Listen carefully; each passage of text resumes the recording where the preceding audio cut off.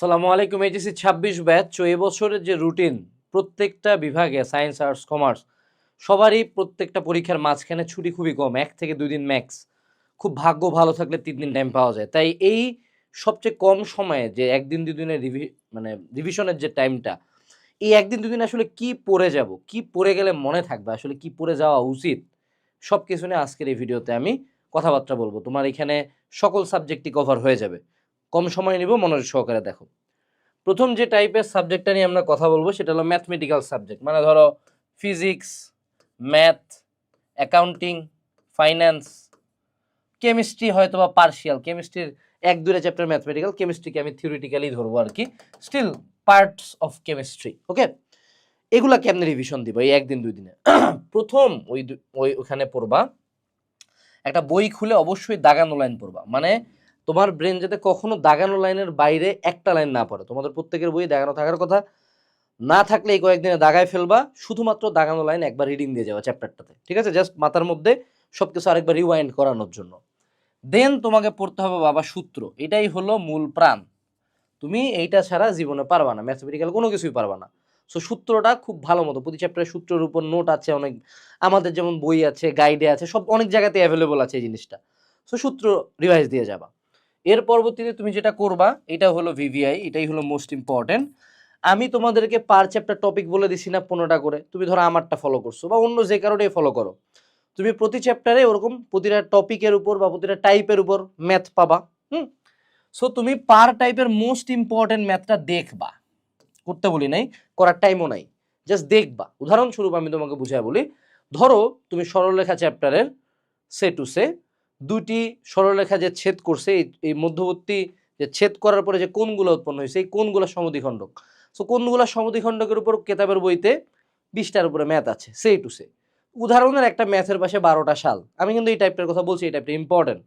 So তুমি ওই যেটার পাশে 12টা সাল, ওই ম্যাথটা সলিউশনটা পুরোটা দেখবো, অর্থাৎ তুমি সলিউশনটা দেখবা বাবা, সলিউশন দেখো। সলিউশনটা আমরা পার্ট টাইপ একটা করে দেখে নিলাম, ওই দিয়ে আমাদের চ্যাপ্টারটা কমপ্লিট। এখন প্রতিটা চ্যাপ্টারের 1-2টা টাইপের ম্যাথ আছে যেগুলা তোমার খুব কঠিন লাগে। উদাহরণস্বরূপ ধরে নাও যে তোমার প্রাস খুব কঠিন লাগে, সো তুমি ঘুরে উল্টে প্রাসের সবচেয়ে কঠিন ম্যাথটা বের করবা, দেন পুরা ম্যাথটা বসে করবা। অর্থাৎ প্রতি চ্যাপ্টারে সর্বোচ্চ 1 থেকে 2টা টাইপের ম্যাথ যেটা তোমার সবচেয়ে কঠিন লাগে বা মনে থাকে না, সেই ম্যাথটা তুমি শুধুমাত্র করবা। সো এমনি করে তোমার ধরো 10টা চ্যাপ্টারে হার্ডলি তোমার 10 থেকে 20টা ম্যাথ করতে হবে। প্রতিটা ম্যাথে যদি তুমি 10 মিনিট টাইমও নাও, তোমার 200 মিনিট টাইম গেল, অর্থাৎ হার্ডলি আমাদের ধরো 3-4 ঘন্টার মধ্যে শেষ। ঠিক আছে, গেল। এর পরবর্তীতে আমি যেটা সাজেশন দেই সেটা হলো, পারলেই যে যখন তুমি সলিউশনটা দেখবা না, সলিউশনের পাশে স্টেপ লিখবা পেন্সিল দিয়ে ছোট করে। মানে উদাহরণস্বরূপ ধরো যে কোনো একটা ম্যাথে V is equals to u plus at থেকে এ বের করতে হয়, এই এটা বসাইতে হয় S equals to U T plus half এটি স্কোয়ারে। সো তুমি এটা লেখো যে গতির দ্বিতীয় সূত্র থেকে এর মান বের করো, তারপরে এসে যায় বসাও। এটা ম্যাথ করার চেয়ে একটু লেসার মোর সিগনিফিকেন্ট একটা স্টেপ, স্টিল এটা ওয়ার্ক করে। হ্যাঁ, মনে থাকবে, হালকা মাথার মধ্যে ব্রেনে মনে থাকবে। এরপরে অবশ্যই অবশ্যই তুমি যে এমনি রিভিশন দাও, যেই সাবজেক্টে রিভিশন দাও, এটা হলো ম্যান্ডেটরি ফর অল। কখনো এই পাপটা করবা না যে না ঘুমায় 1 দিন 2 দিন জাগে যায় পরীক্ষা দিছি। পরীক্ষা 1,000,000% খারাপ হবে। আমি বলতেছি না যে 8-10 ঘন্টা ঘুমাইতে হবে, তুমি ভোর 4টা পর্যন্ত পড়ো, সমস্যা নাই। 4টা থেকে সকাল 8টা পর্যন্ত ঘুমাও, বা ধরো 4টা থেকে 6টা পর্যন্ত 2 ঘন্টা ঘুমাইলা, দিনের বেলা আর 2 ঘন্টা ঘুমাইলা, অর্থাৎ 4 থেকে 5 ঘন্টা যাতে ডেইলি স্লিপটা মিনিমাম থাকে। এর বেশি যদি তুমি ঘুমাইতে পারো তোমার ব্যাপার বাবা, তো 4 থেকে 5 ঘন্টা ঘুমাবো। অনেকে আছে পরীক্ষার আগের রাত ঘুমায় না, ওখানে যে পরীক্ষার হলে ব্রেন কাজ করবে না, তোমার ব্রেন স্লিপ ছাড়া তার প্রপার ফাংশনালিটিতে থাকে না, এটা মনে রাখবো সবসময়। এরপরে আসি theoretical subject. By the way, তোমরা যারা এইচএসসি 26 ব্যাচ আছো, আমরা হলো টপ 300 এমসিকিউ সলভিং করাচ্ছি, 100টা এমসিকিউ নোট দিচ্ছি, ক খ এর নোট দিচ্ছি, যেগুলো পরীক্ষার হলে ইনশাল্লাহ কমন পাবা। এবং প্রতি পরীক্ষার আগে আমরা কমন উপযোগী শর্ট নোট আপলোড করবো আমাদের ফেসবুক গ্রুপে। গ্রুপে অলরেডি 70K এর মতো মানুষজন আছে। আমাদের নিচে একটা ফেসবুক গ্রুপের লিঙ্ক দেওয়া আছে, সেটাতে ফিল আপ করবা। এবং তুমি যদি নোটিফিকেশন চাও এবং ফিউচারে আমাদের অ্যাডমিশন কোর্সগুলোতে ডিসকাউন্ট চাও, এখানে একটা গুগল ফর্মও দেওয়া আছে। তো তুমি কি যেটা করবা, তুমি হলো গুগল ফর্মটা ফিল আপ করে ফেসবুক গ্রুপে জয়েন দেবা। তোমাদের সাথে আমার আপাতত আর নতুন করে দেখা হচ্ছে না, এটাই তোমাদের সর্বশেষ গাইডলাইন ভিডিও, ঠিক আছে? বাকিটা গ্রুপের মধ্যে কথা হবে। এখন আসো থিওরিটিক্যাল সাবজেক্ট এটা হইতে পারে ধরো বায়োলজি, এটা হইতে পারে আমাদের হইল গিয়া আমাদের ম্যানেজমেন্ট, আমাদের হইতে পারে মার্কেটিং, আমাদের হইতে পারে পৌরনীতি, আমাদের হইতে পারে হইল গিয়া ইতিহাস, আমাদের হইতে পারে যুক্তিবিদ্যা, হইতে পারে মনোবিজ্ঞান, যাই হোক মানে যেখানে কোনো ম্যাথ নাই, শুধু মুখস্থ মালপাতি। হ্যাঁ, এগুলার জন্য প্রথমে আগে দাগানো বই রিডিং করতে হবে। আবারও শুধুমাত্র দাগানো লাইন।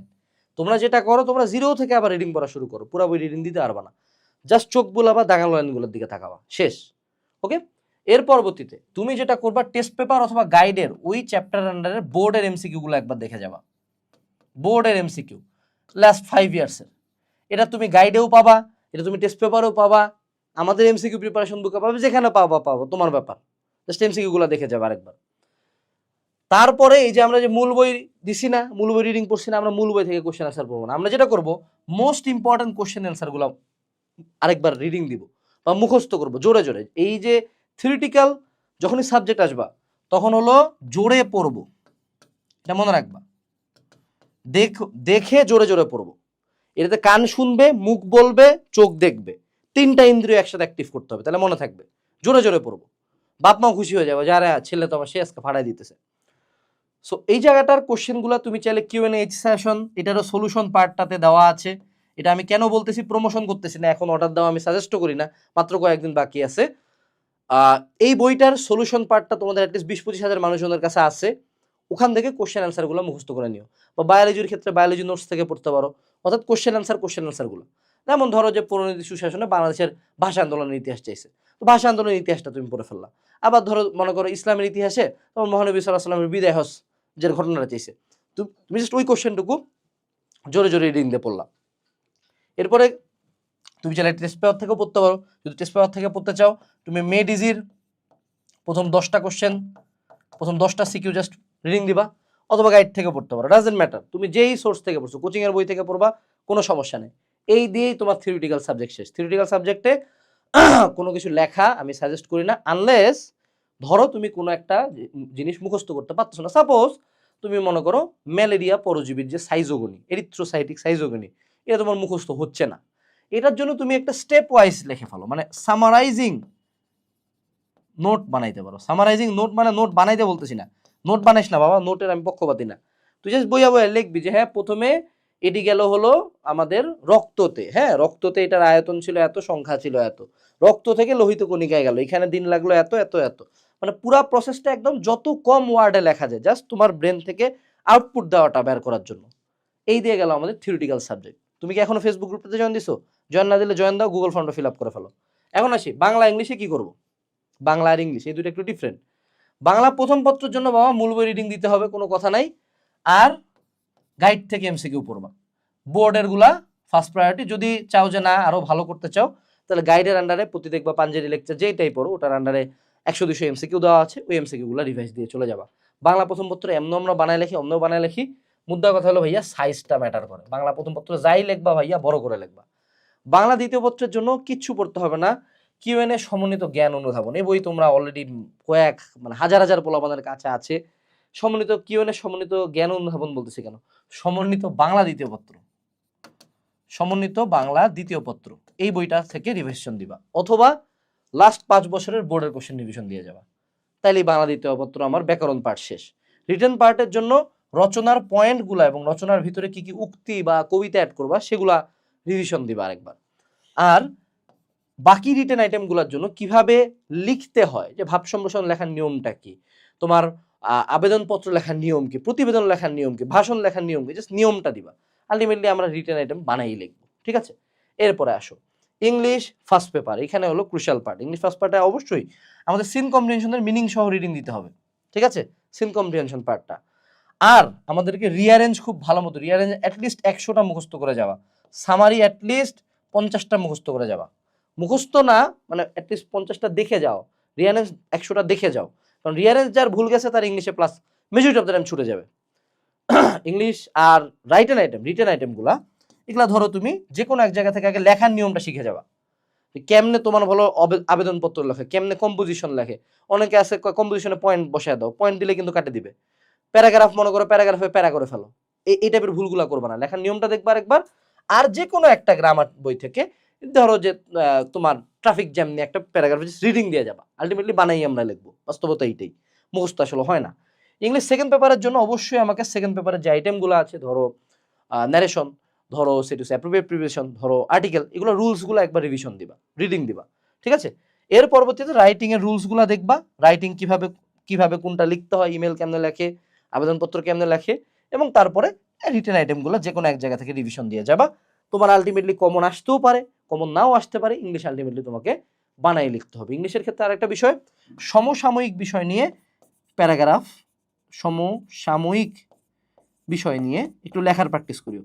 যেমন ধরো রিসেন্টলি কি হইলো, রিসেন্টলি হটকেক হলো আমাদের ইরান আর ইসরায়েলের সাথে, যে আমাদের ইরানের সাথে আমেরিকার যে ওয়ারটা হলো, এটা নিয়ে তোমাকে লিখতে বলতে পারে। সো এটা নিয়ে তুমি যে কোনো একটা জেমিনাই, ক্লড, জিপিটি কাউকে বলো যে ভাইয়া আমাকে একটা 300 ওয়ার্ডের প্যারাগ্রাফ দেয়, ওটা রিডিং পড়ে যাও, যাতে পরীক্ষার হলে লিখতে পারো।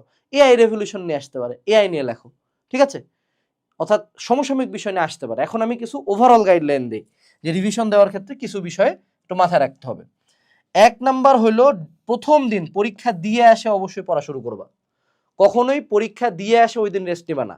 তোমার টার্গেট হলো প্রথম দিন পরীক্ষা দিয়ে আসে সর্বোচ্চ টান দেওয়া, ওই দিনই সবচেয়ে বেশি পড়া হবে। ওই দিন যদি বেশি টানে ফেলো তাহলে পরবর্তী দিনগুলোতে একটু মাথা ঠান্ডা থাকবে, আরো ভালো পড়া হবে। সবাই যেটা করে, প্রথম দিন পরীক্ষা মনে করো 2টার দিকে শেষ, ও আসে চাকায় শুয়ে পড়ছে, আর কিছু পড়ে নাই না। প্রথম দিন 4 থেকে 5 ঘন্টা একটা ছুটি নিব, 4 থেকে 5 ঘন্টা পরে I come back to study, ওকে।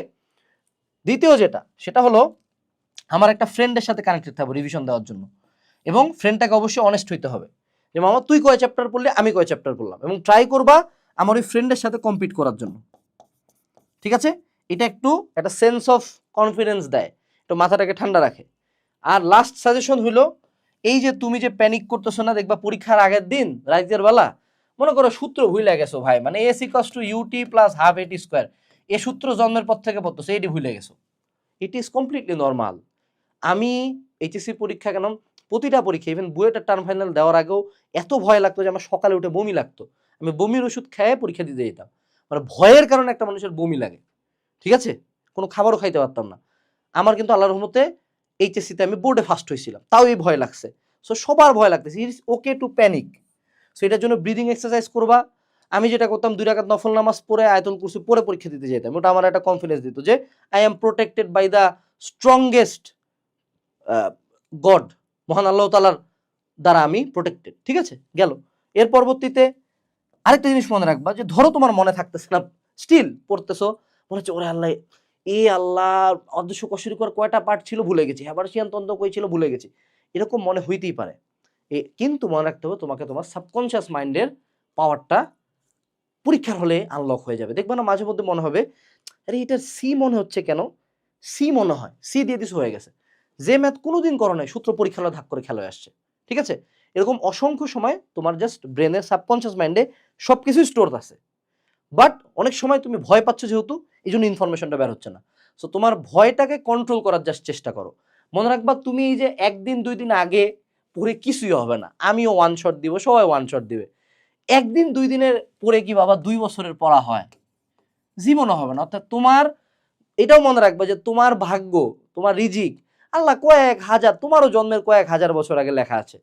এটা এভরিথিং ইজ প্রিডিস্টাইন্ড, এবং যার যা রেজাল্ট এটাও ডিস্টাইন্ড। এটা জাস্ট ভদ্রতার খাতিরে রিভিশন দিচ্ছি, এবং রিভিশনের একটা হলো ওয়ার্নিং দিয়ে রাখি, একদম বড় করে ওয়ার্নিং, যা পড়ো পড়ো। ধরো পরীক্ষার হলে আমি এসে তোমাকে কোশ্চেন বিলাচ্ছি, জেনে এইচএসসির কোশ্চেন দিলাম তোরে, এবং দেখলা ওখানে এমন একটা জিনিস যেটা তুমি আগে কখনো পড়ো নাই, ওইটা যদি পরীক্ষার আগের দিন পড়তে গেছো মামা একদম মারা, ওইটা ছাড়ে দিয়ে আসা ভালো। যত বড় সাজেশন আলাই দেয় আমি দেই না কেন, যে দেখ তুমি যা পড়ো নাই, নতুন কিছু পড়বো না, আমি যা পড়ছি আমি তার মধ্যেই থাকবো, নতুন একটি লাইনও পড়বো না। এই কয়েকটা শর্ত মানে যদি রিভিশন দাও, ইনশাল্লাহ রিভিশন হয়ে যাবে। সো এইচএসসি 26 ব্যাচ অনেক ভালো মতো এইচএসসি দাও বাবা।